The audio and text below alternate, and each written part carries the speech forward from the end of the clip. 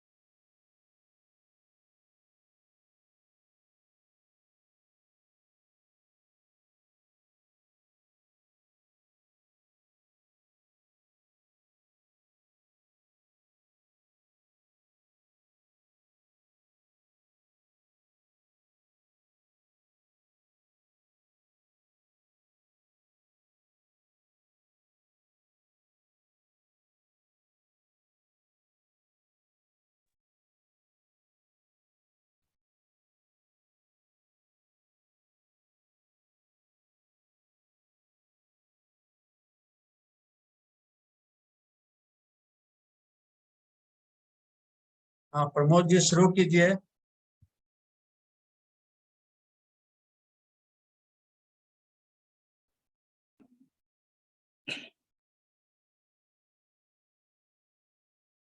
आज मंत्रिमंडल सचिवालय राजभाषा विभाग की ओर से आचार्य बद्रीनाथ वर्मा की जयंती समारोह आयोजित है। इस अवसर पर हमारे जो भी वेब से जुड़े हुए विद्वतजन हैं, श्रोतागण हैं, सबों का मेरा सादर प्रणाम। हमारे आज के समारोह में अध्यक्षता कर रहे हैं श्री सत्यनारायण, माननीय अध्यक्ष हिंदी प्रगति समिति। विद्वान वक्ता में है डॉक्टर शैलेंद्र कुमार चौधरी, पूर्व संकाय अध्यक्ष, मगध विश्वविद्यालय बोधगया। डॉक्टर विजय कुमार शांडिल्य, सेवानिवृत्त प्राध्यापक, हिंदी संस्कृत महाविद्यालय अकबरपुर पटना। श्री सुमन कुमार, निदेशक।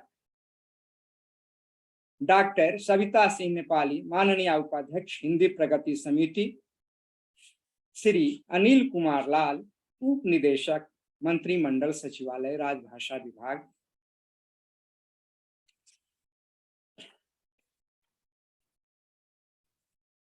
आचार्य बद्रीनाथ वर्मा का जन्म 10 नवंबर 1889 ईस्वी को गया जिला के अब गीला गांव में हुआ था। रांची जिला स्कूल से 1906 ईस्वी में प्रथम श्रेणी में प्रवेशिका की परीक्षा पास की। संत कोलंबस कॉलेज हजारीबाग से FA IA, 1908 ईस्वी में प्रेसिडेंसी कॉलेज कलकत्ता से 1910 ईस्वी में BA ऑनर्स, पटना कॉलेज से 1912 ईस्वी में अंग्रेजी विषय लेकर MA में उत्तीर्णता प्राप्त की। हिंदी दैनिक भारत मित्र कलकत्ता 1913 में सहायक संपादक बने। देश पटना के 1927 से 32 ईस्वी तक संपादक रहे। कई वर्षों तक अंग्रेजी दैनिक सर्चलाइट पटना के संयुक्त संपादक एवं मुख्य अग्रलेख लेखक रहे।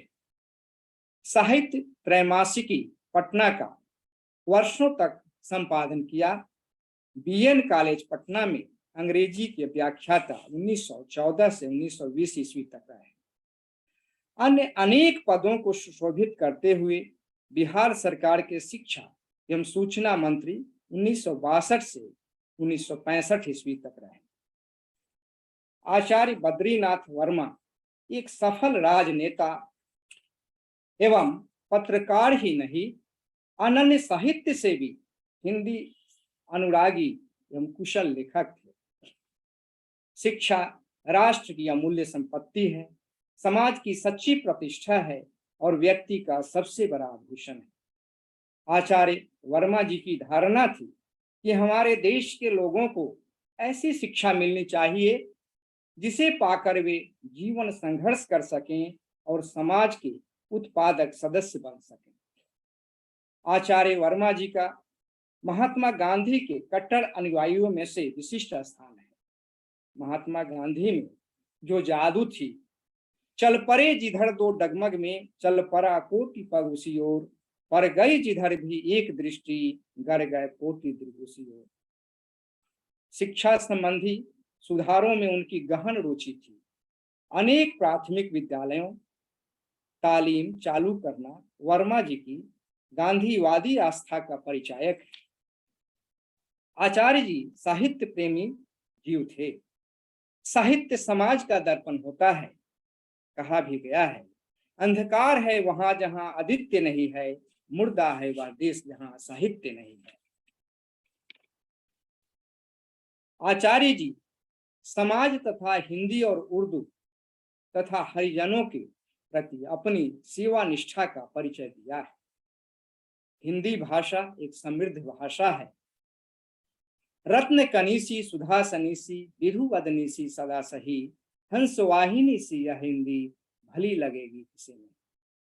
शिक्षा मंत्री बनने पर उन्होंने हिंदी प्रचार हेतु सरकार की ओर से वित्तीय अनुदान दिलवाकर एक मिसाल कायम किया।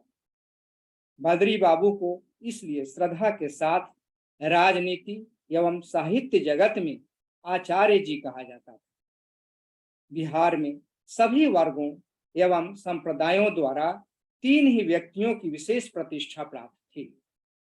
डॉक्टर सच्चिदानंद सिन्हा, डॉक्टर राजेंद्र प्रसाद, भारत के प्रथम राष्ट्रपति जो हुए, उसके बाद आचार्य बद्रीनाथ वर्मा को देश सेवा को अपने जीवन का व्रत बनाने वाले स्वतंत्रता संग्राम के अमर सेनानी वर्मा जी विपरीत परिस्थितियों के बीच रहकर अपने संकल्पों एवं सिद्धांतों पर अडिग रहे तथा राष्ट्रभाषा का जो आंदोलन बिहार में चला उसका कुशल दिशा निर्देशन वर्मा जी ने किया। वे स्वतंत्रता सेनानी भी थे और देश के प्रति उनकी जो धारणा थी वह देखते ही बनती थी। हिमकर की शीतल किरणों से लगे बरसने अंगारे, टूट टूट कर बिखर पड़े पृथ्वी पर नभ के तारे। रहा न एक बूंद जलधि में हो शीतल रवि की ज्वाला, दिव्यमान सा चमक उठे रजनी का अंचल काला। किंतु राणा संगा का वंशज बन सकता है दास नहीं, विचलित कर सकता है उसको भय त्रास उपहास नहीं। हटो हटो रोको मत मुझको अपनी साध मिटाने दो, माँ स्वतंत्रता के चरणों में हंसकर शीश कटाने दो। तो ऐसे स्वतंत्रता सेनानी हमारे आचार्य जी थे। उन्होंने हिंदी के प्रति जो अपना दान किया है वह दधीची के समान, जो दधीची ने हड्डी का दान दिया था, जिसने स्वयं क्षुधा में जलकर औरों का सम्मान किया और दान का प्रश्न उठा तो हड्डी तक का दान दिया। ऐसे साहित्य सेवी को हम आज उनके जन्मदिन पर शत शत नमन करते हैं।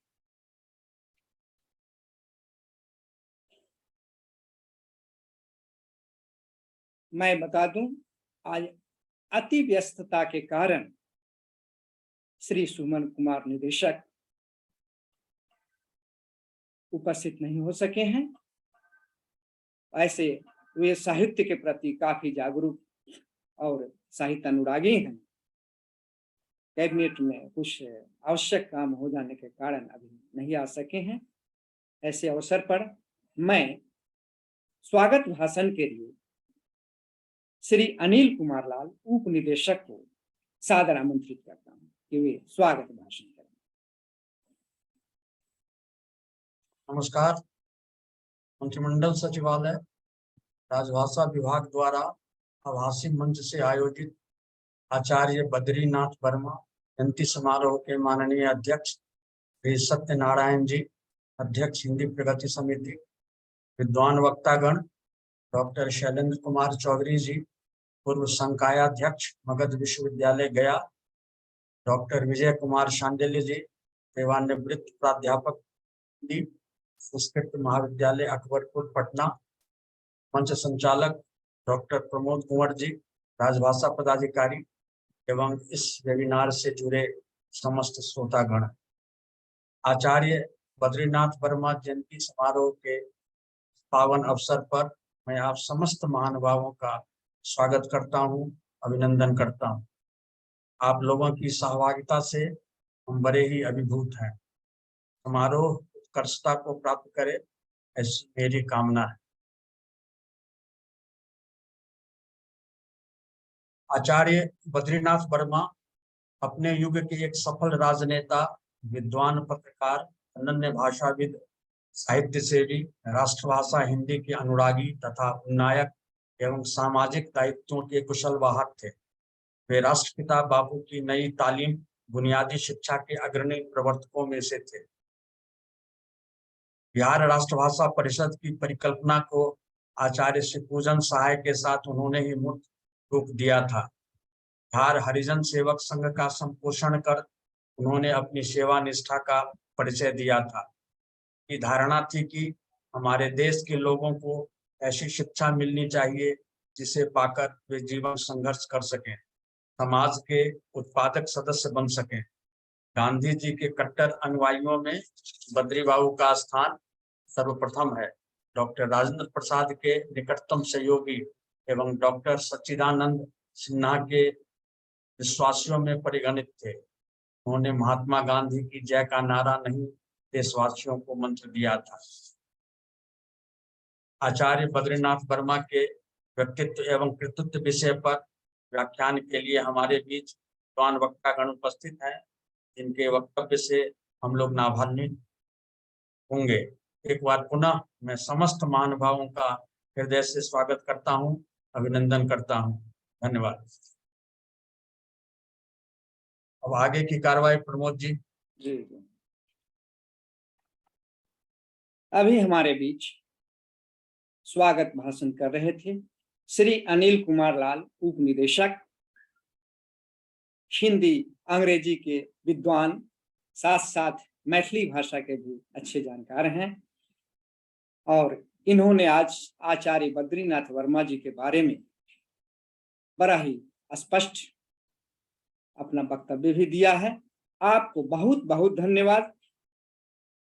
अब मैं विद्वान वक्ता में डॉक्टर शैलेंद्र कुमार चौधरी, पूर्व संकायाध्यक्ष मगध विश्वविद्यालय बोधगया को आचार्य बद्रीनाथ वर्मा के व्यक्तित्व एवं कृतित्व पर बोलने के लिए सादर आमंत्रित करता हूं।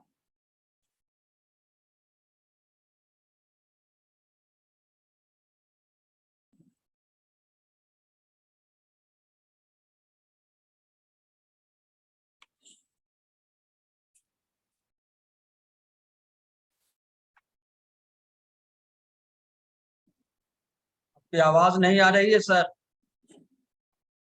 अनम्यूट कर लीजिए।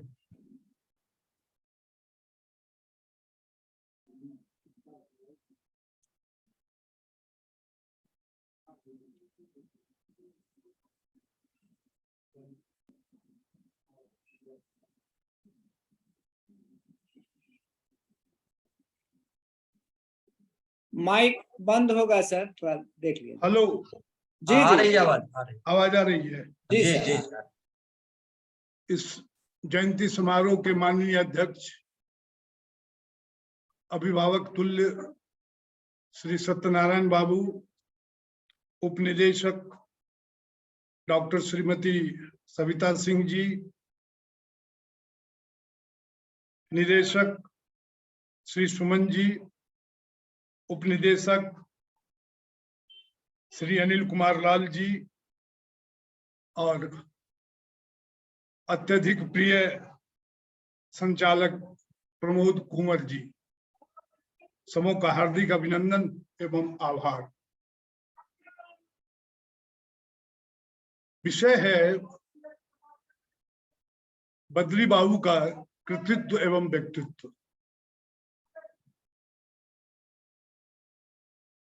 हमारे पूर्व प्रमोद जी ने बद्री बाबू के बारे में या बद्री बाबू के व्यक्तित्व से संबंधित बहुत सी बातें रख दी।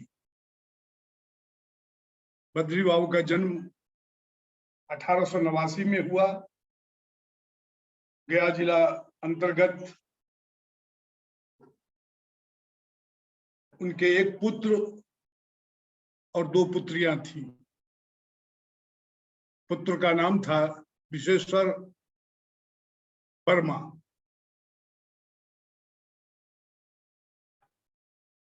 बद्री बाबू के बारे में बहुत सी बातें कही और अनकही भी हैं। मैं चाहूंगा कि आप विद्वत जनों से मैं उसे साझा करूं। कहा जाता है, जैसा कि प्रमोद जी ने बताया कि बीए उन्होंने कलकत्ता से किया, एमए पटना विश्वविद्यालय से किया और पटना विश्वविद्यालय में ही अंग्रेजी विभाग में वे प्राध्यापक के रूप में कार्यभार भी लिए। लेकिन ये बड़ा ही सुयोग था कि इनके साथ साथ भूतपूर्व बिहार के प्रथम मुख्यमंत्री माननीय आदरणीय श्री कृष्ण सिंह ने भी इतिहास विभाग में प्राध्यापक के रूप में अपना योगदान दिया। तत्पश्चात गांधी जी के असहयोग आंदोलन के आह्वान पर दोनों मित्रों ने, मैं मित्र ही कहूंगा, दोनों मित्रों ने इसका त्याग कर दिया। और फिर हम देखते हैं कि बद्री बाबू ने अपना कैरियर, अपना जीवन पत्रकारिता के रूप में कलकत्ता से प्रारंभ किया, जिस पत्र का नाम था भारत मित्र। संपादकीय विभाग में रहने के साथ साथ उन्होंने 1 वर्ष तक कुशल संपादन का कार्य भी किया और फिर इसके बाद बद्री बाबू उसका भी त्याग कर राजेंद्र बाबू के पास गए और उन्होंने अपने अभिन्न मित्र राजेंद्र बाबू से कहा कि इन दिनों मैं आर्थिक संकट से गुजर रहा हूं, मैं कुछ कार्य करना चाहता हूं। राजेंद्र बाबू ने उन्हें सर्च लाइट में काम करने का भार सौंपा। जिन दिनों सर्च लाइट के सर्वे सर्वा संपादक मुरली बाबू हुआ करते थे। चूंकि सर्चलाइट अंग्रेजी में प्रकाशित होता था, इसलिए बद्री बाबू को यह मंजूर नहीं था। जबकि बद्री बाबू अंग्रेजी के प्रखर विद्वान थे,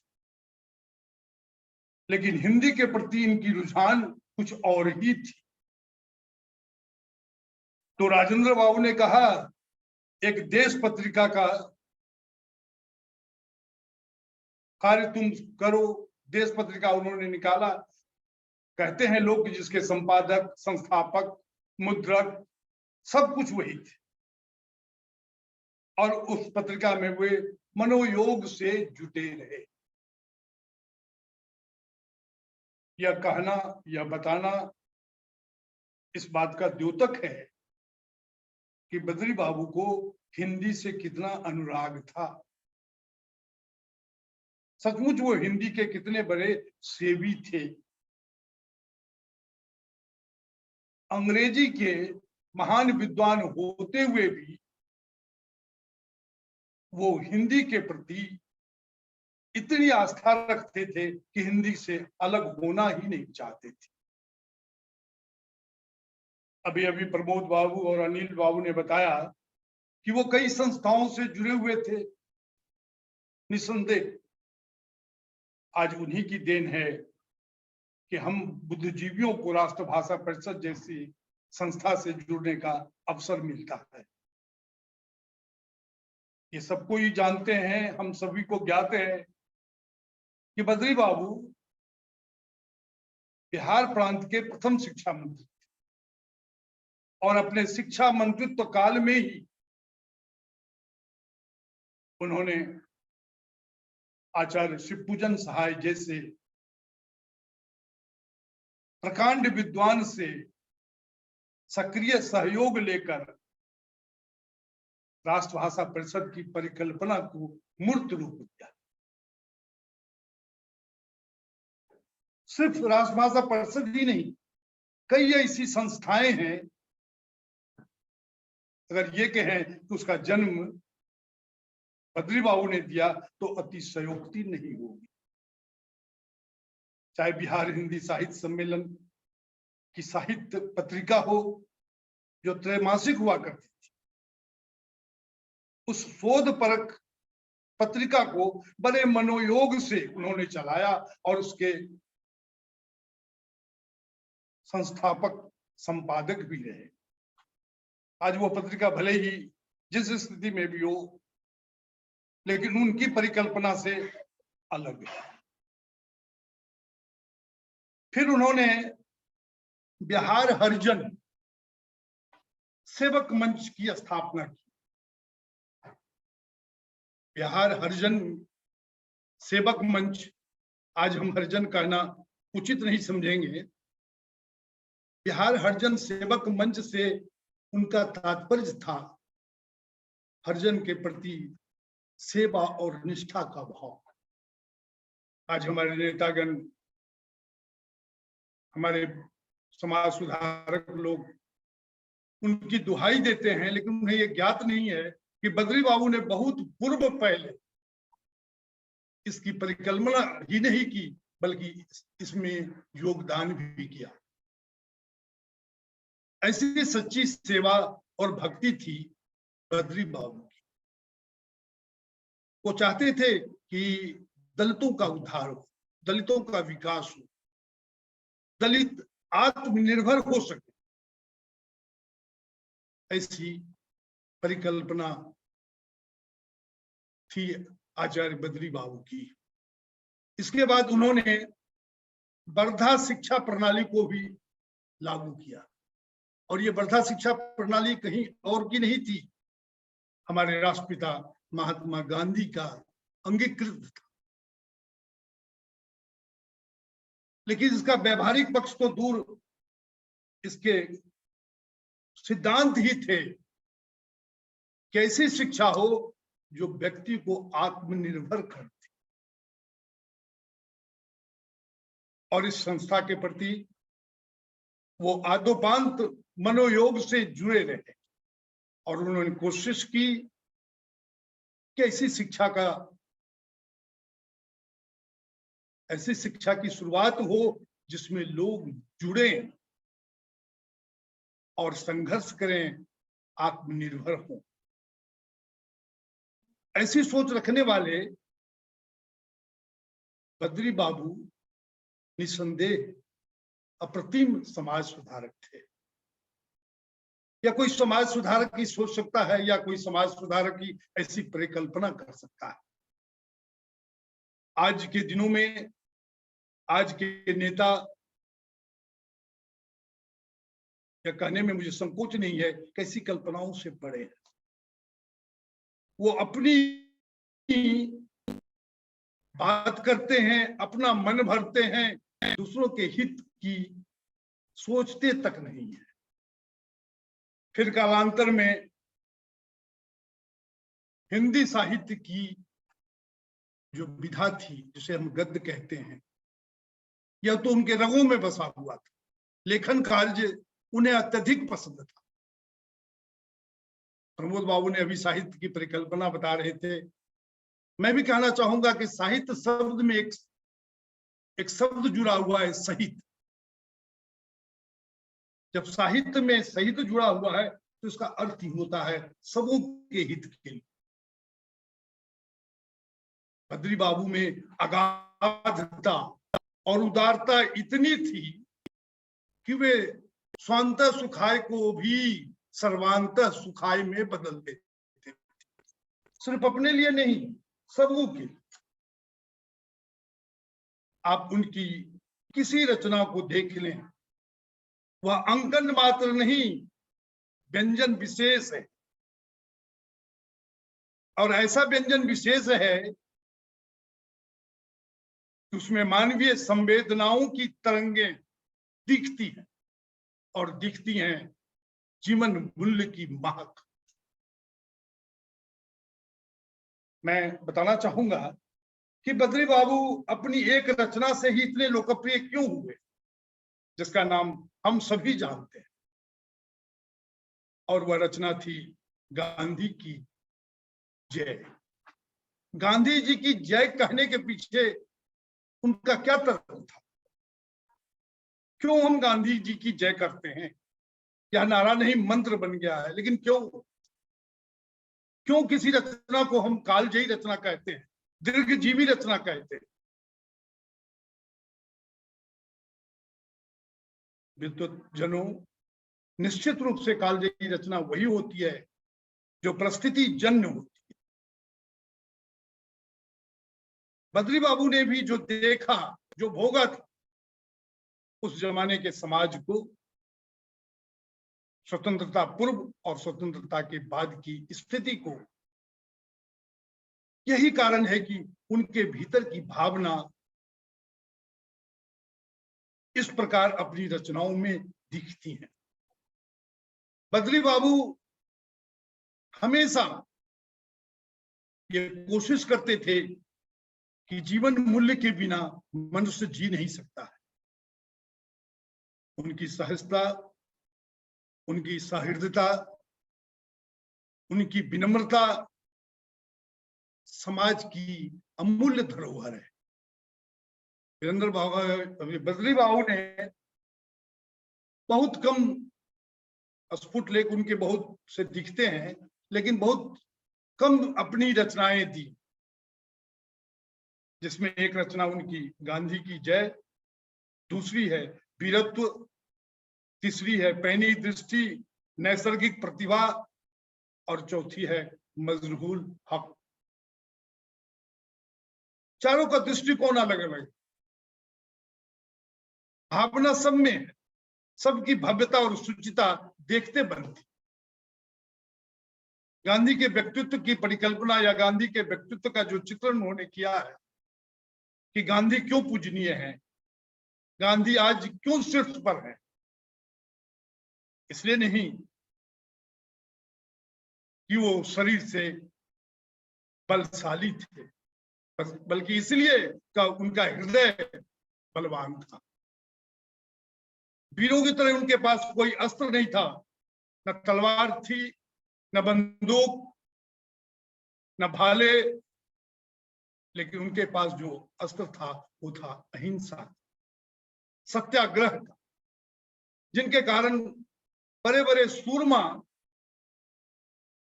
उनके सामने समर्पण का भाव रखते थे। और यही कारण है कि बापू दुनिया के सामने एक आदर्श हैं। अगर बापू के चरित्र को देखा जाए, जिस चरित्र को बद्री बाबू ने आत्मसात कर लिया था, तो वह चरित्र अद्भुत है। जो जीवन भर सत्य से जुड़े रहे, जो जीवन भर सत्य को ही मानते रहे, उस व्यक्ति की जय क्यों न बोली जाए। अगर उस व्यक्ति की जय हम ना बोलें तो उस व्यक्ति के बारे में जय कौन बोलेगा। निस्संदेह उनकी यह रचना कालजयी रचना, इस एक रचना के आधार पर बद्री बाबू लोकप्रिय हो गए।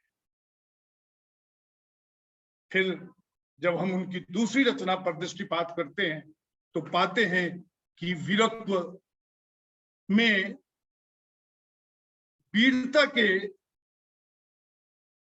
मानक पर प्रकाश डाला है। वीर कौन होता है? वह नहीं जो निर्बल को सताता है, वह जो सबल होते हुए भी निर्बल का पक्षधर होता है, जो परोपकारी होता है, जो देशभक्त होता है, जो देश के लिए अपना सर कटाने को भी तत्पर रहता है, वही आदमी वीर कहलाता है और उसी को वीरत्व से परिपूर्ण मानते हैं। वीर वह नहीं है जो दूसरों का शोषण करता है, वीर वह नहीं है जो दूसरों को लूट लेता है, वीर वह है जो परोपकार करता है, वीर वह है जो देश के लिए मर मिटने को तैयार होता है।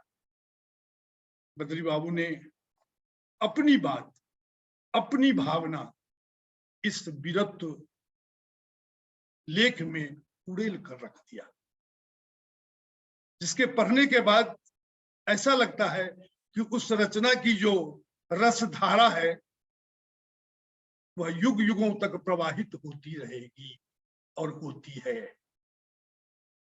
फिर उनकी तीसरी रचना पर जब हम दृष्टिपात करते हैं तो वह रचना है पहली दृष्टि, नैसर्गिक प्रतिभा। यह उस महान लेखक, कवि और प्रपद्धवाद के प्रवर्तक पर है जो किसी चीज के मोहताज नहीं।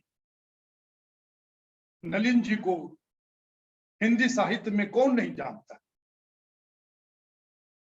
उनके बचपन की तस्वीर बद्री बाबू ने बड़े कलात्मक तरीके से खींचा। उन्होंने जो उनको व्यक्तित्व को रेखांकित किया है वो अद्भुत है। किस प्रकार वह बालक बद्री बाबू को अपनी ओर आकर्षित करता है,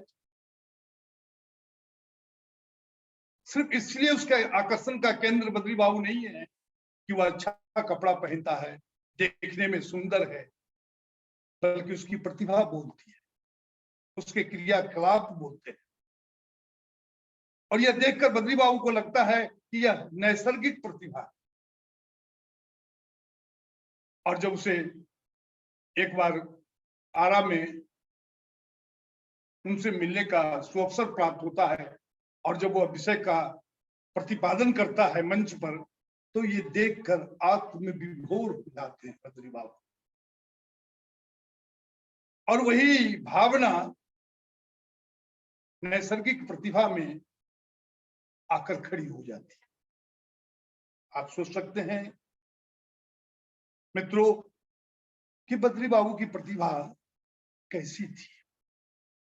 अद्भुत थे बद्री बाबू। अभी प्रमोद बाबू ने कहा कि समाज सुधारक, उनके समाज सुधारक के कई किस्से हैं, कई कहानी। और साहित्य सेवी या साहित्य अनुराग के प्रति जो उनके भाव हैं वो उनकी रचनाओं में देखे जा सकते हैं। बद्री बाबू ने कभी भी किसी मोड़ पर पद के लिए अपने सिद्धांतों की बलि नहीं दी। पद लिप्सा तो उनके भीतर था ही नहीं। एक वाकया है कि जब वो सर्चलाइट में मुरली बाबू के आग्रह पर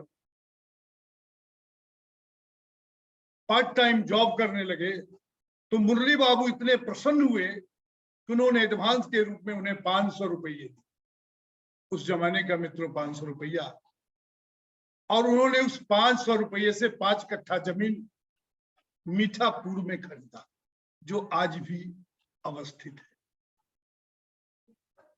मुरली बाबू उनकी अंग्रेजी के कायल हुआ करते थे, और कहते हैं लोग कि उनकी अंग्रेजी इतनी अच्छी थी, इतनी अच्छी थी कि एक वाकया और है, मैं नाम नहीं लूंगा, वो हमारे बिहार प्रांत के मुख्यमंत्री भी रह चुके थे। उनके लेख पर उन्होंने थोड़ी सी कलम चला दी, उन्हें ये पसंद नहीं आया, और उन्होंने मुरली बाबू से पूछा किसने हिम्मत कैसे की इस पर कलम चलाने की। मुरली बाबू ने बिना संकोच के भूतपूर्व मुख्यमंत्री से कहा कि उन्होंने जो किया वही सही। ठीक है कि यह बात उन्हें पसंद नहीं आई, और कालांतर में उसका खामियाजा बद्री बाबू को भुगतना भी पड़ा। तो उस खामियाजा से वो घबराने वाले व्यक्ति कहाँ थे? वो कब चाहते थे कि हर बार मुझे पद दिया जाए, मैं उसी पद में डूबा रहूं? अरे वो व्यक्ति तो जन्म ही लिया था समाज सेवा के, वह तो जन्म ही लिया था दलित उद्धार के, जिसका जीवन का अर्थ ही था कि शिक्षा ऐसी हो जो आत्मनिर्भर हो सके, जहां बिहार का ही नहीं पूरे देश का जन जीवन आत्मनिर्भर बन सके। वो तो जन जागृति का संदेश लेकर आए थे, लोगों को जगाना चाहते थे। यह तो दुर्भाग्य था कि उनके बेटे विश्वेश्वर नाथ वर्मा को उस जमाने में टीबी बहुत बड़ा रोग हुआ करता था, जिसके इलाज के लिए वो कोइलवर जाया करते थे। लेकिन ईश्वर सभी को सब कुछ कहाँ देता। कालांतर में उनके पुत्र का और सामयिक निधन हो गया, जिससे वो बहुत टूट गए थे। इतिहास कहता है कि स्वयं बद्री बाबू भी तपेदिक से ही मरे थे, लेकिन जब तक रहे उन्होंने साहित्य के लिए, साहित्यकारों के लिए बहुत सा सुंदर कार्य किया। जितनी संस्थाएं आज हम देख रहे हैं, चाहे वो राष्ट्रभाषा परिषद हो, साहित्य सम्मेलन की बात हो, ये सब उन्हीं की देन है, ये सब उन्हीं के सौजन्य से हुआ, और आज उसी नींव पर बिहार चमक रहा है। बिहार का कंगूरा दूसरों को दिखाई पड़ रहा है। ऐसी परिकल्पना करने वाले बद्री बाबू के बारे में जो भी कहा जाए वह कम है। बद्री बाबू हर दृष्टिकोण में, हर तरफ से, जिस भी संस्था से जुड़े उसे दूर तक ले जाने की कोशिश की। वो ठीक है कि वो संस्थाएं बहुत आगे तक नहीं बढ़ सकी, और मैं उन चीजों में जाना भी नहीं चाहूंगा। मैं मुक्त कंठ से यह स्वीकार करूंगा कि पिता वही हुए जिसने एक सुंदर बालक को जन्म दिया। बालक की परवरिश हो सकी या ना हो सकी, यह तो विधाता के हाथ में है। तो उन्होंने भी ऐसी ऐसी संस्थाओं को हमारे सामने रखा जिससे आज भी हम लाभान्वित हो। तो हमारे लिए एक शाला ही नहीं बल्कि पाठशाला, या कहिए कि हमारी विद्वता का जो भी घर है, जो भी है वो परिवेश है, वो हमें वहीं से मिलता। अंत में मैं उस महान साहित्यकार, समाज सेवी, कुशल पत्रकार और सफल राजनेता को सत नमन करते हुए अपनी वाणी को विराम देता हूं। जय हिंद।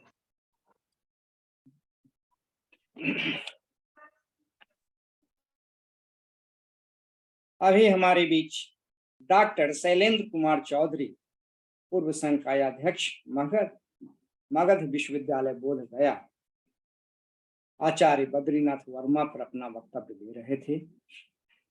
उनके वक्तव्य से ही उनकी विद्वता झलक रही थी।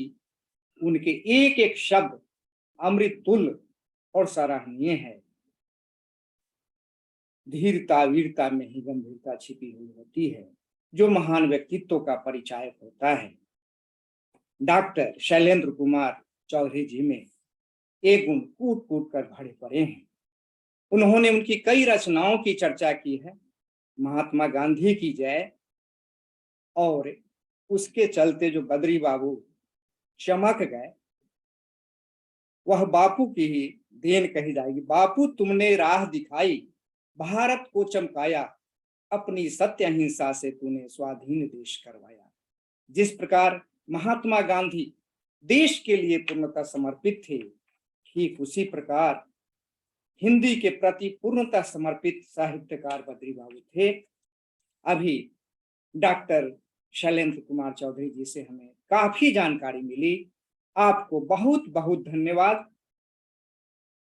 अब मैं अगले विद्वान वक्ता डॉक्टर विजय कुमार शांडिल्य, सेवानिवृत्त प्राध्यापक हिंदी, संस्कृत महाविद्यालय अकबरपुर पटना को सादर आमंत्रित करता हूं कि वे अपना वक्तव्य देंगे और उनसे मेरी विनती होगी कि अगर उन पर कोई कविता हो तो उसे भी सुनाने की कृपा करेंगे। डॉक्टर विजय कुमार शांडिल्य।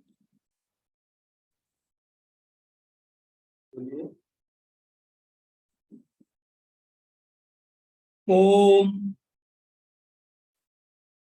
उद्भव स्थिति संहार कारिणी क्लेशहारिणी सर्वश्रेयस्करीं सीताम नतोऽहं राम वल्लभाम।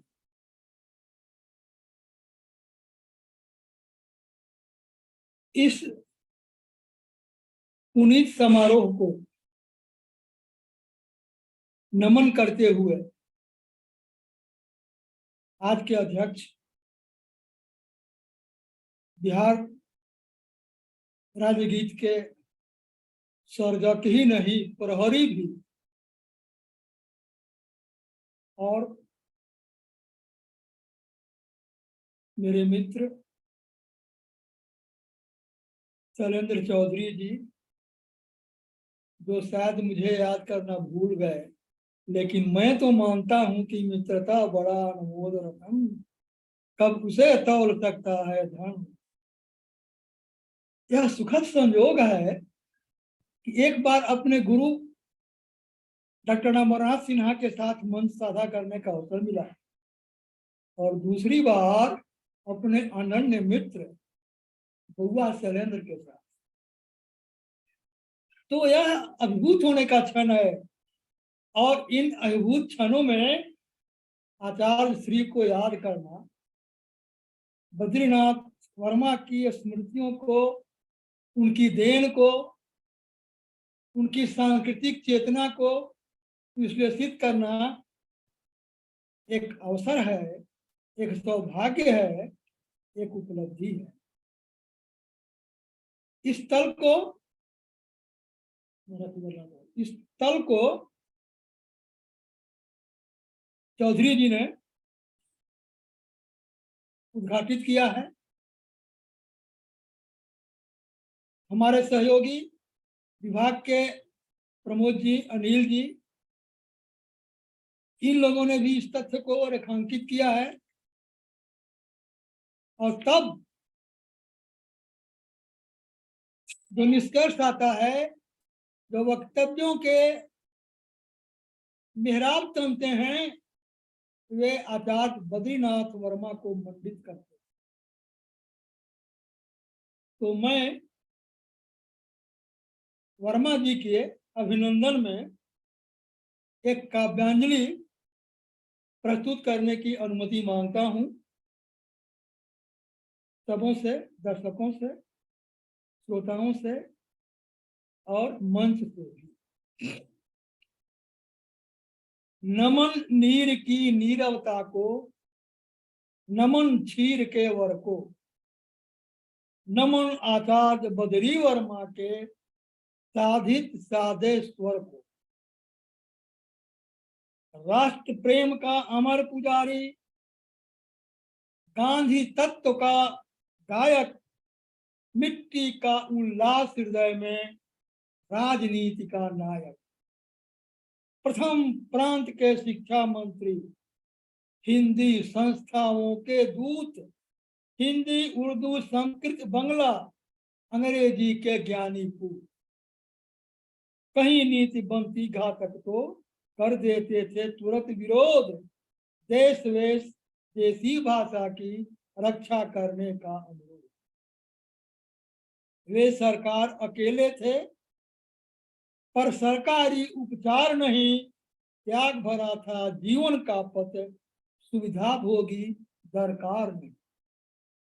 सत्य सादगी पुण्य सलिल का जिसमें था लहराया, कीर्ति पताका जिनका हिंदी के घर में फहराया। विरल विद्वता के अधिकारी, सरल सहज शुभ्र व्यवहार, मानवता के पथ पर चलते रहना उनका था आचार।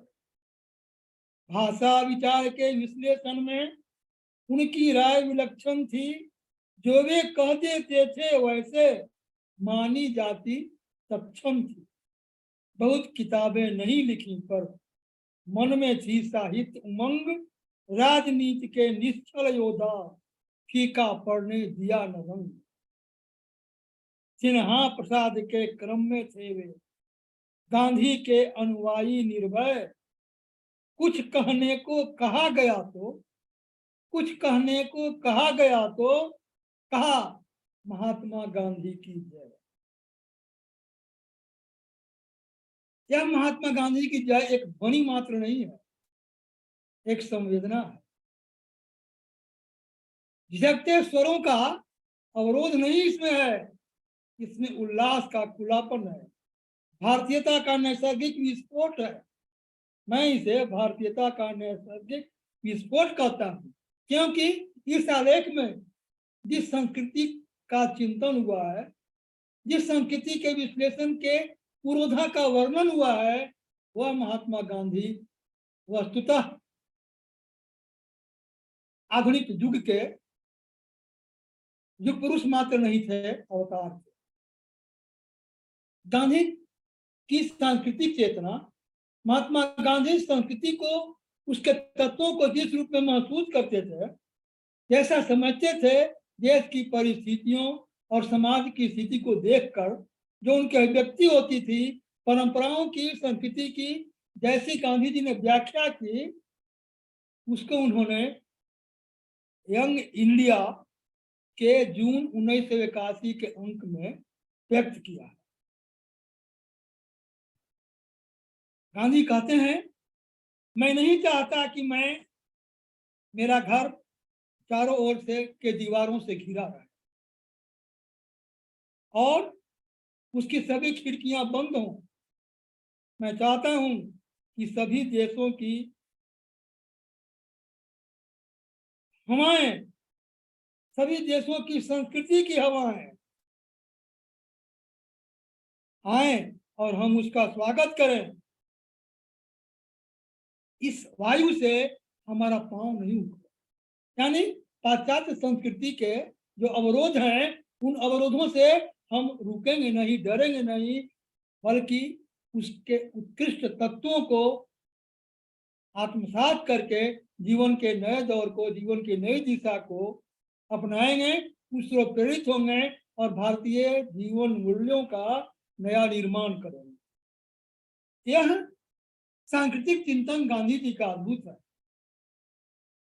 गांधी जी इस देश को एक संश्लिष्ट जातीय दबाव की परिणति मानते। यह जातीय दबाव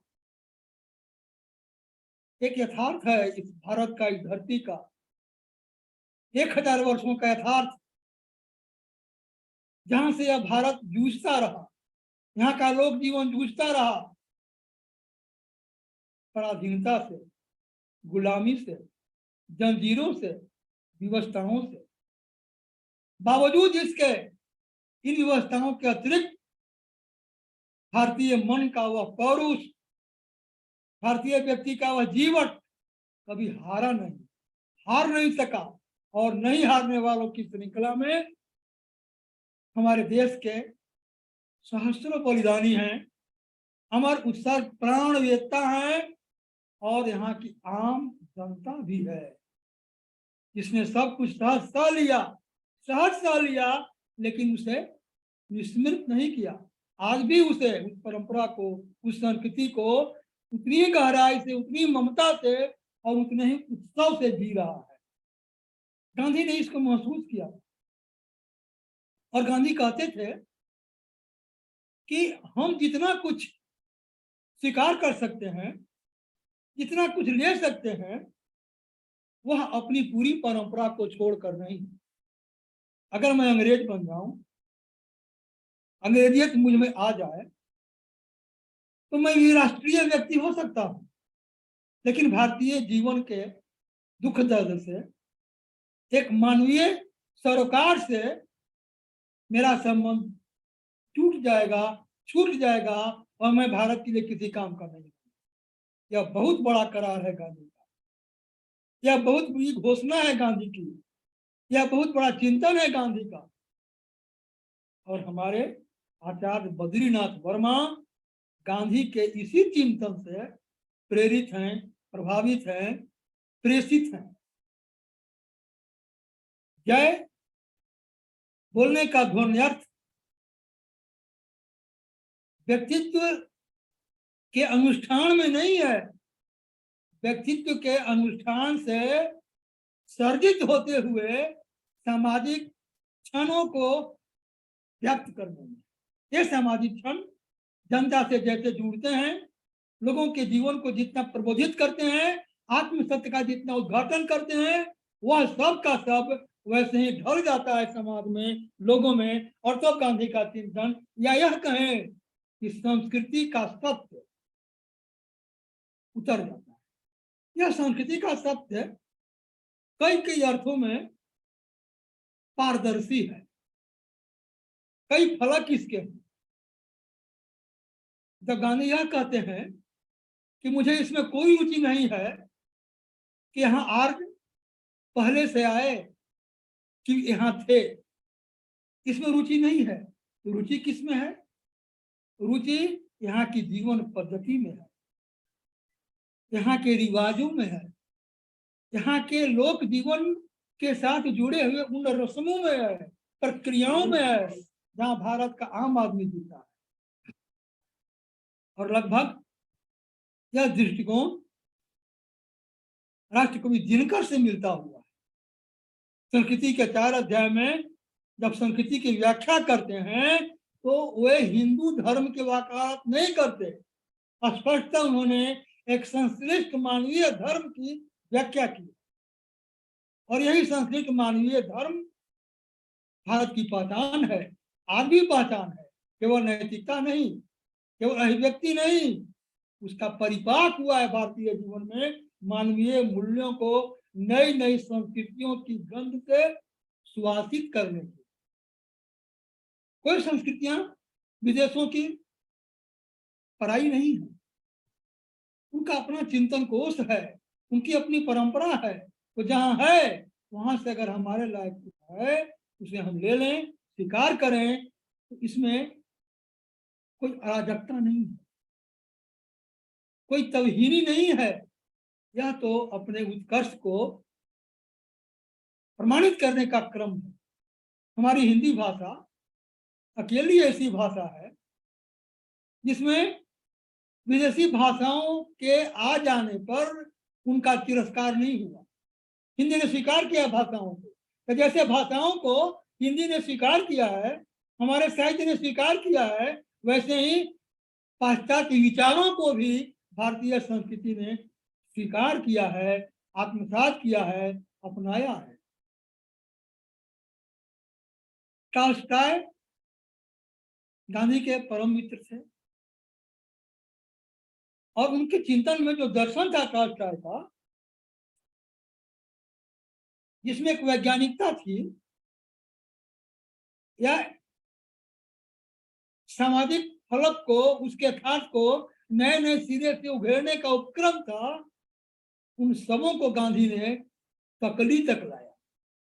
यह तकली वस्तुतः टॉलस्टॉय की देन है, जिसे लोक जीवन से जोड़कर गांधी ने एक नई संस्कृति को, नई बुनियादी शिक्षा के वैभव को खड़ा करने का प्रयास किया।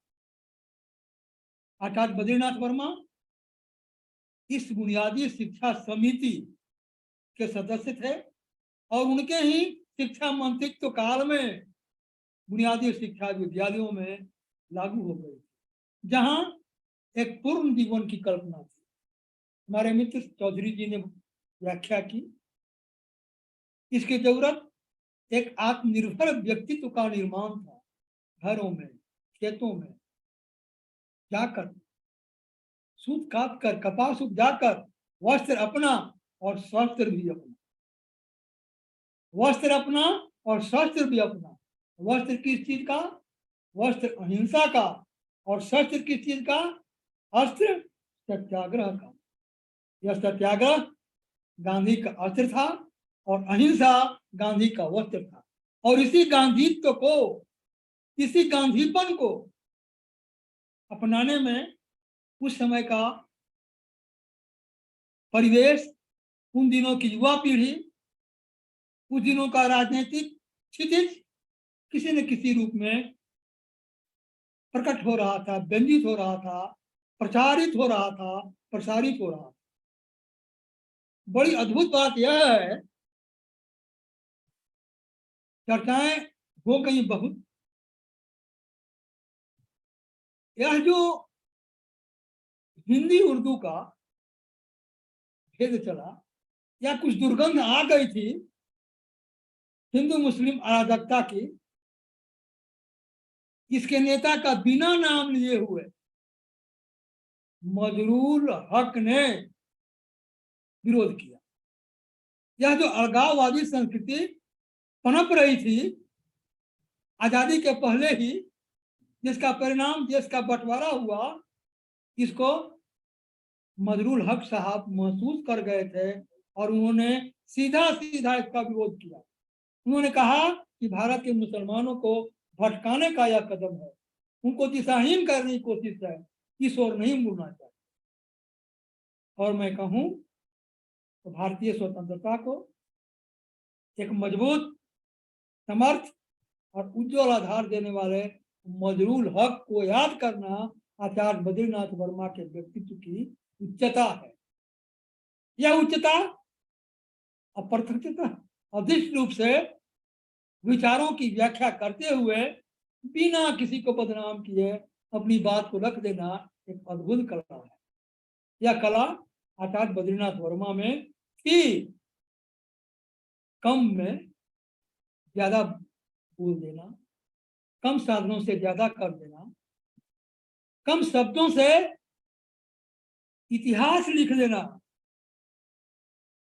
अद्भुत बात है बद्रीनाथ वर्मा जी के साथ ही कम शब्दों से उन्होंने इतिहास लिख दिया, अपने व्यक्तित्व का इतिहास, सादगी का इतिहास, महानता का इतिहास, विनम्रता का इतिहास, सरलता का इतिहास। एक मंत्री होकर मंत्री की सुविधाओं के प्रति उनकी ललक नहीं थी। साधारण कमरे में अपने घर में आराम से रह लेते थे, कोई ठाट बाट, कोई दिखावा नहीं था, कोई प्रदर्शन नहीं था। जो सादगी उनके जीवन में घर में थी, वही सादगी मंत्रिमंडल के कार्यों में मंत्री पद पर रहते हुए निभाने की थी। अंग्रेज सरकार ने एक बार फारसी को लागू किया।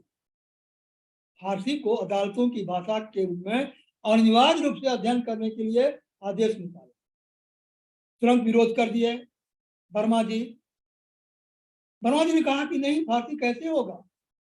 फारसी का प्रस्ताव रखने का मतलब था उर्दू को प्रश्रय देना।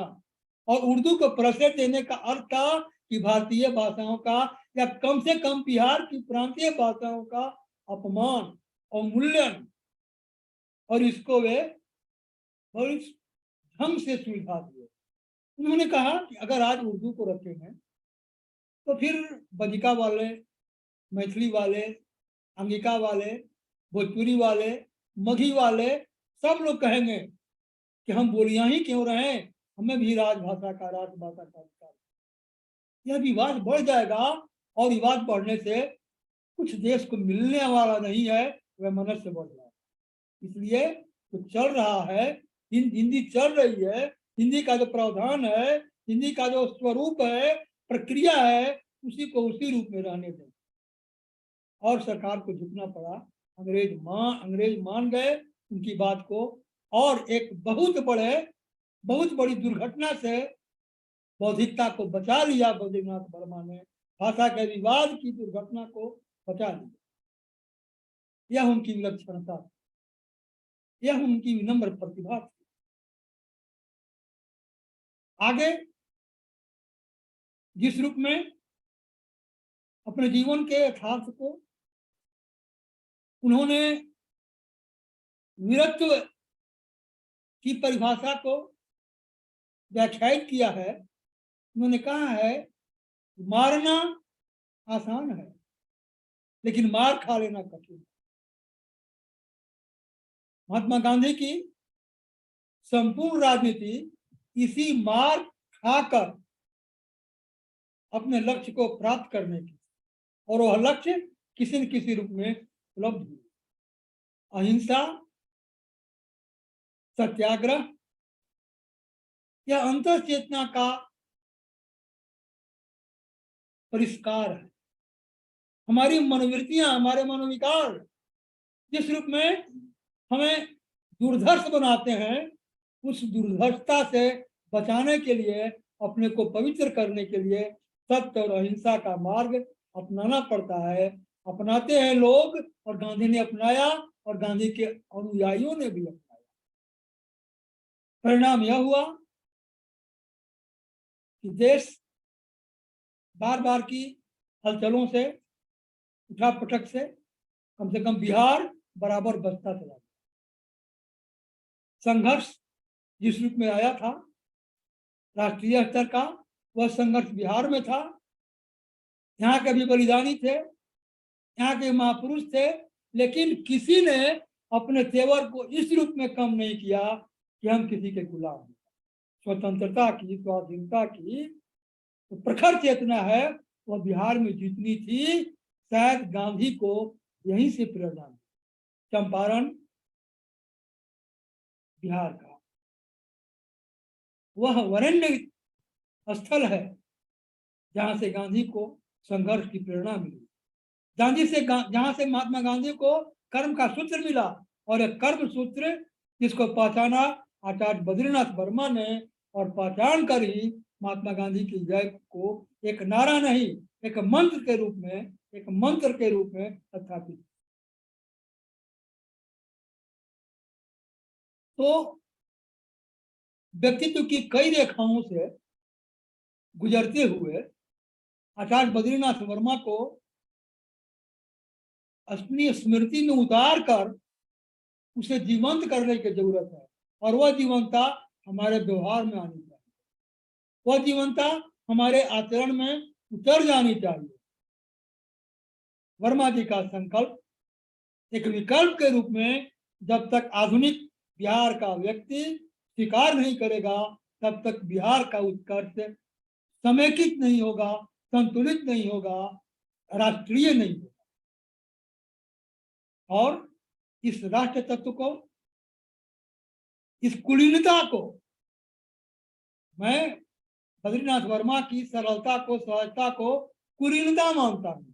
यह कुलीन तत्व है, उदात तत्व है, यह एक विस्तृत तत्व है जहां किसी सूक्ष्म को विराट तक यात्रा करनी पड़ती है, और इस विराट को उपलब्ध करके देश का, मानवता का कल्याण होता है, कल्याण करना पड़ता है। मैं इस कल्याणकारी व्यक्तित्व को नमन करता हूँ, प्रणाम करता हूँ, अभिनंदन करता हूँ। फिर अगली बार मिलेंगे हम लोग कभी।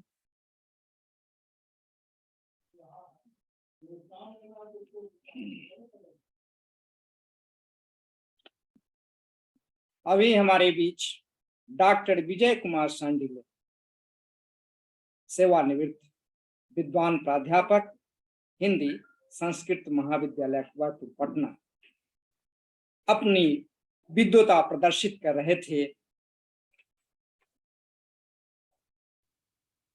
इनके बारे में ज्यादा नहीं कहूंगा, लेकिन इनके वक्तव्य से ऐसा लग रहा था जैसे साक्षात सरस्वती इनकी जिह्वा पर विराजमान हो। इनके बारे में एक अलग से कुछ वाक्य कहना चाहूंगा। एक बार इनका कार्यक्रम दूरदर्शन में हुआ तो वहां के कर्मचारी इनकी वेशभूषा धोती कुर्ता में देखकर सोचने लगा कि यह व्यक्ति क्या बोलेगा। जब इनका वक्तव्य हुआ तो वह दंग रह गया और वह क्षमा याचना के साथ अपनी हृदय की बात बता दी कि मैं आपको देखकर तो समझ रहा था कि आप कुछ नहीं बोलेंगे। तो विद्वान किसी के परिचय का मुहताज नहीं होता है। आज इन्होंने यह सिद्ध कर दिया कि इनमें विद्वता कूट कूट कर भरी पड़ी हुई है। इन्होंने बताया है कि डॉक्टर विजय कुमार सांडिल्य एवं डॉक्टर शैलेंद्र कुमार चौधरी जी परम मित्र हैं। कल मैं कृष्ण सुदामा चरित्र देख रहा था दूरदर्शन पर, बड़ा ही अच्छा लगा, तो इनकी मित्रता याद आ गई। और एक वाक्य हम लोग देखते हैं, कृष्ण सुदामा में दांत काटी रोटी थी, यही वाक्य हम लोग बनाते थे। दोस्ती का बहुत ही अच्छा उदाहरण नहीं देते हैं, जिसके बारे में नरोत्तम दास ने भी लिखा, देखी सुदामा की दीन दशा, करुणा करके करुणा निधि रोए, पानी परात को हाथ दिए नहीं, नयनन के जल से पग धोए। यद्यपि ये दोनों मित्र समानता में हैं, विद्वता में समान हैं, फिर भी इनकी दोस्ती आज उजागर हुई है। हम दोनों के प्रति नतमस्तक हैं। और इन्होंने स्पष्ट किया है कि बद्री बाबू सूत्र वाक्य में संक्षेप में जो कुछ कह देते थे वह बहुत ही अच्छी बात होती थी। कम में जो ज्यादा कहे वही बिहारी लाल। जैसे आचार्य शुक्ल सूत्र वाक्य में कहते थे कि वैर क्रोध का अचार या मुरब्बा है, और इससे स्पष्ट हो जाता था। बद्री बाबू के बारे में डॉक्टर विजय कुमार सांडिल्य जी ने एक अद्वितीय वक्तव्य दिया है। आपको बहुत बहुत धन्यवाद। हमारे बीच डॉक्टर सविता सिंह नेपाली, माननीय उपाध्यक्ष हिंदी प्रगति समिति, नहीं जुड़ पाई हैं। उनकी तबीयत खराब चल रही है, अतः मैं सीधे अध्यक्षीय भाषण की ओर चलूंगा। और मैं इस समारोह के माननीय अध्यक्ष श्री सत्यनारायण, माननीय अध्यक्ष हिंदी प्रगति समिति को सादर आमंत्रित करता हूं कि वे अध्यक्षीय भाषण करें। धन्यवाद प्रमोद जी। और आपने अपने वक्तव्य में भी बहुत अच्छी बातें कही। मित्रों, ऐसा है कि हमारी हिंदी में एक बड़ी सुदीर्घ और संपन्न परंपरा रही है साहित्य और राजनीति के बीच। अगर हम याद करें तो हमारे कुछ हिंदी के श्रेष्ठ साहित्यकार राजनीति में भी अपनी उपस्थिति ही नहीं, अपनी सुपादेयता प्रमाणित कर चुके हैं। तो यह, और मुझे यह कहने में कोई हिचक नहीं है कि आचार्य बद्रीनाथ वर्मा सेतु नहीं, मैं सेतु नहीं कहना चाहूंगा, हिंदी और उर्दू, राजनीति और साहित्य के बीच के सेतु नहीं, राजनीति और साहित्य के दुआब थे। दुआब आप समझ रहे हो कि जहां एक ही जगह जमीन पर दो तरह की फसलें होती हैं, और ये दो लोग ये दो स्थितियां होती हैं, इनको दुआब कहते हैं। तो यह दुआब थे। और अभी बहुत हमारे पूर्व वक्ताओं ने, आदरणीय डॉक्टर शैलेंद्र चौधरी और डॉक्टर विजय कुमार शांडिल्य, इन दोनों को आपने सुना। मुझे इनके वक्तव्यों में कुछ नई जानकारियां भी मिली, आपको भी मिली होंगी। मैं सभाध्यक्ष के नाते इन दोनों को धन्यवाद देता हूं, इनका अभिवादन करता हूं। मित्रों, साहित्य सिर्फ बड़े नामों से नहीं बनता। जो बहुत बड़े हैं, लेखक हों, कवि हों, आलोचक, सिर्फ इन्हीं के नामों से यही साहित्य का निर्माण नहीं करते। साहित्य का निर्माण वे भी करते हैं, या साहित्य का इतिहास वह भी रचते हैं जो बहुत नामी और बहुत नामचीन नहीं है। लेकिन आप जानते हैं, आपको अलग से कहने की जरूरत नहीं है कि प्रकृति में या कहिए आसमान में चांद और सूरज एक ही होता है, लेकिन सितारे असंख्य होते हैं, अनगिनत होते हैं। और कभी अमावस की रात को जब आकाश बिल्कुल साफ हो तो आप उन आसमान पर नजर उठाइए और जो सितारे झिलमिलाते हैं वह जैसा असंख्य तो हैं ही, लेकिन वो उस समय आसमान की कांति बढ़ जाती है, सौंदर्य बढ़ जाता है। तो कुछ ऐसा ही मैं महसूस करता हूँ जब साहित्यकार के गौण साहित्यकारों पर बात की जाती है। गौण का मतलब मतलब जिनका बहुत प्रचार प्रसार नहीं मिला है, जो मेजर साहित्यकार नहीं है उनकी, लेकिन इससे कम नहीं होता। मेरा पर आज एक ऐसे ही कृति व्यक्तित्व का जन्मदिन हम मना रहे हैं और यहाँ हम और आप इकट्ठे हैं, तो सबसे पहले मैं उन्हें अपनी श्रद्धांजलि और अपनी श्रद्धा निवेदित कर रहा हूँ। और बहुत कुछ नहीं, आप सुन चुके हैं, मुझको बहुत कुछ नहीं कहना है। इसमें आप मुझको कहने दीजिए कि मेरा परिचय ये बद्रीनाथ वर्मा से अपने कोर्स में एक निबंध था, उसी से हुआ पहला परिचय। और वो था, जैसा संकेत किया भी जा चुका है, कि महात्मा गांधी की जय। और यह महात्मा गांधी की जय ने महात्मा गांधी के विराट व्यक्तित्व को जिस तरह अपने आलेख में समेटा है, वह सचमुच सिर्फ इनके प्रति निष्ठा नहीं, मतलब वह सिर्फ निष्ठा नहीं है बल्कि अगाध श्रद्धा भी।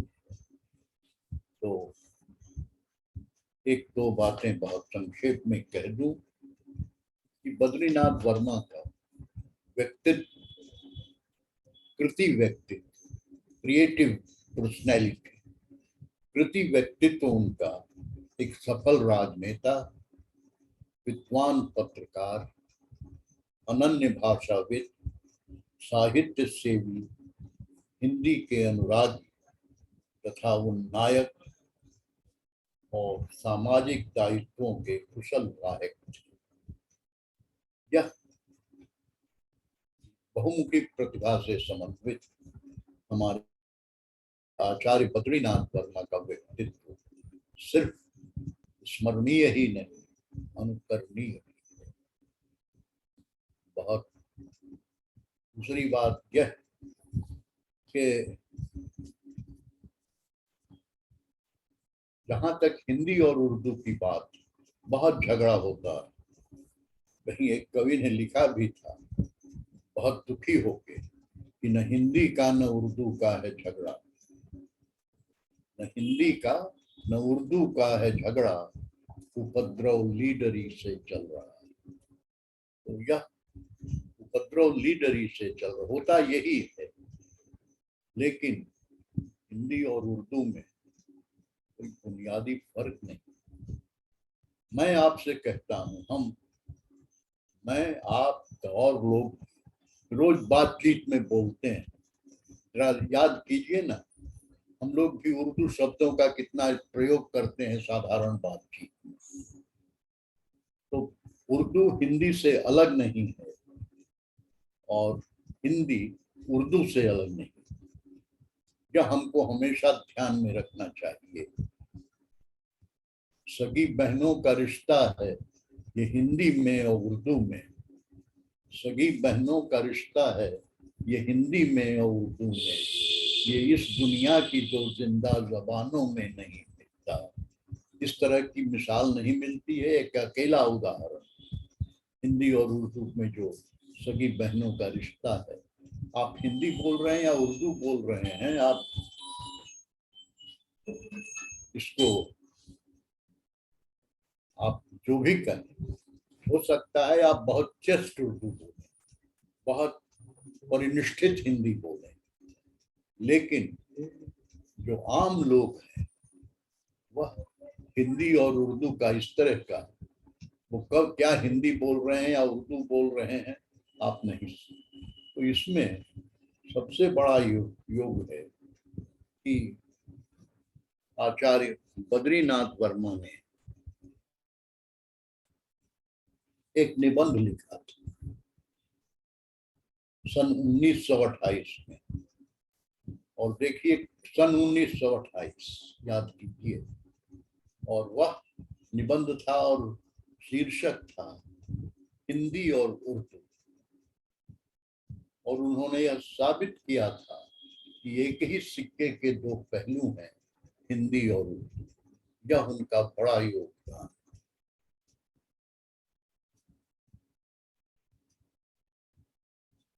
लोगों का आचार्य जी के प्रति,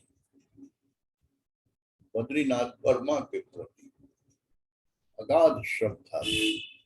वो राजनीति में थे, लेकिन उस कमल की तरह थे जो जल में रह के भी जल की बूंदें उस पर बहुत ठहरती नहीं। वो इन किसी भी विवाद से, किसी तरह के इस छोटे मोटे विवादों से बिल्कुल अलग थे, उनको ये पसंद ही नहीं था। तो यह एक बड़ी बात है। और आज जो स्थितियां बनी हुई हैं उसमें बद्री बाबू की, आचार्य बद्रीनाथ वर्मा की को याद करना, अपने आप को पहचानना है कि हम कहाँ हैं, क्या कर रहे हैं, क्या सोच रहे हैं। इन्हीं शब्दों के साथ मैं आचार्य बद्रीनाथ वर्मा को अपनी श्रद्धांजलि देता हूँ और अपने विद्वानों को धन्यवाद भी देता हूँ, विद्वान वक्ताओं को। और आप सब जो ये सुन रहे हैं प्रोग्राम, इस कार्यक्रम में बतौर श्रोता शामिल हैं, आप सबके प्रति भी विनय भाव से सिर झुकाता हूँ। आप सबका आभार, प्रणाम, नमस्कार।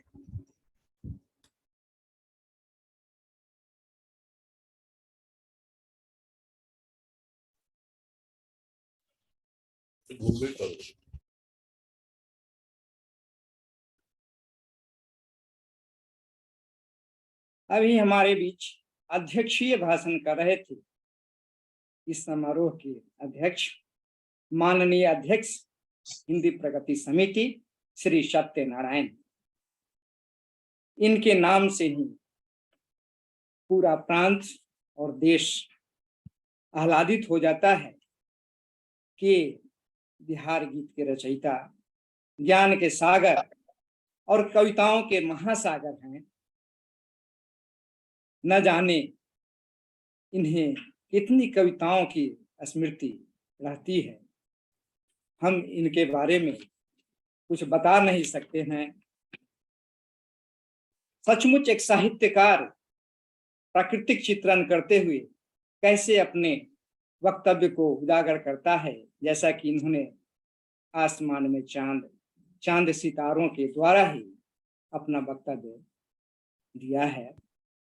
सच ही जब कोई प्राध्यापक वर्ग में अपनी कक्षा में अध्यापन कराता है तो हाव भाव से भी बहुत कुछ स्पष्ट होता है। यदि कोई अध्यापक बताता है कि आसमान में तारे चमक रहे थे और उसका हाथ नीचे की ओर जाए और कहे कि गंगा धरती पर प्रवाहित हो रही थी और हाथ ऊपर उठ जाए तो हास्यास्पद हो जाता है। लेकिन साहित्यकार, अध्यापक, प्रोफेसर इस बात को बड़ी गंभीरता से लेते हैं और अपनी हाव भाव, अपनी वाणी की विशुद्धता से जन मानस को प्लावित करते हैं। आज हमारे बीच माननीय अध्यक्ष हिंदी प्रगति समिति जुड़े। हम गदगद हो जाते हैं जब इन्हें देखते हैं। हिंदी प्रगति समिति के अध्यक्ष राजभाषा विभाग में हैं और हमारा विभाग धन्य हो जाता है कि ऐसे विद्वान साहित्यकार हमारे बीच हैं। मैं आपको हृदय से बहुत बहुत धन्यवाद देता हूं। आपको बहुत बहुत धन्यवाद। अब मैं धन्यवाद ज्ञापन के लिए पुनः श्री अनिल कुमार लाल उप निदेशक महोदय से निवेदन करता हूं कि वे धन्यवाद ज्ञापन करें। मंत्रिमंडल सचिवालय राजभाषा विभाग के तत्वावधान में आभासी मंच से आयोजित आचार्य बद्रीनाथ वर्मा जयंती समारोह के माननीय अध्यक्ष श्री सत्यनारायण जी, अध्यक्ष हिंदी प्रगति समिति, विद्वान वक्तागण डॉक्टर शैलेंद्र कुमार चौधरी जी, संकायाध्यक्ष मगध विश्वविद्यालय गया डॉक्टर विजय कुमार शांडिल्य जी, सेवानिवृत्त प्राध्यापक हिंदी संस्कृत महाविद्यालय अकबरपुर पटना, मंच संचालक डॉक्टर प्रमोद जी, राजभाषा पदाधिकारी एवं इस कार्यक्रम से जुड़े समस्त श्रोतागण। सर्वप्रथम मैं इस समारोह के माननीय अध्यक्ष श्री सत्यनारायण जी को हृदय से धन्यवाद देता हूं। इनकी आशीर्वाद छाया में यह कार्यक्रम आयोजित किया जा रहा है। आपने अपने अध्यक्षीय वक्तव्य में आचार्य बद्रीनाथ वर्मा के विविध पक्षों का स्पर्श कर हमें उपकृत किया। आपको बहुत बहुत धन्यवाद। डॉक्टर शैलेंद्र कुमार जी को मैं हृदय से धन्यवाद देना चाहता हूँ। आपने इस समारोह में भाग लेकर हमें कृतार्थ किया। आचार्य जी से संबंधित आपका वक्तव्य सुपूर्ण और ज्ञानवर्धक था। आपको पुनः धन्यवाद। डॉक्टर विजय कुमार शांडिल्य जी को आचार्य जी के व्यक्तित्व एवं कृतित्व पर दिए गए उनके सारगर्भित वक्तव्य के लिए बहुत बहुत धन्यवाद। डॉक्टर प्रमोद जी को कुशलतापूर्वक मंच संचालन के लिए धन्यवाद। राजभाषा के समस्त पदाधिकारी कर्मचारी को के सहयोग के लिए धन्यवाद। वेब से जुड़े समस्त महानुभावों को भी धन्यवाद जिन्होंने इस सारस्वत समारोह का रसास्वादन किया। अंत में आचार्य जी को अपनी श्रद्धा निवेदित करता हुआ आप सबको बहुत बहुत सर्वे भवन्तु सुखिनः, सर्वे सन्तु निरामया, सर्वे भद्राणि पश्यन्तु।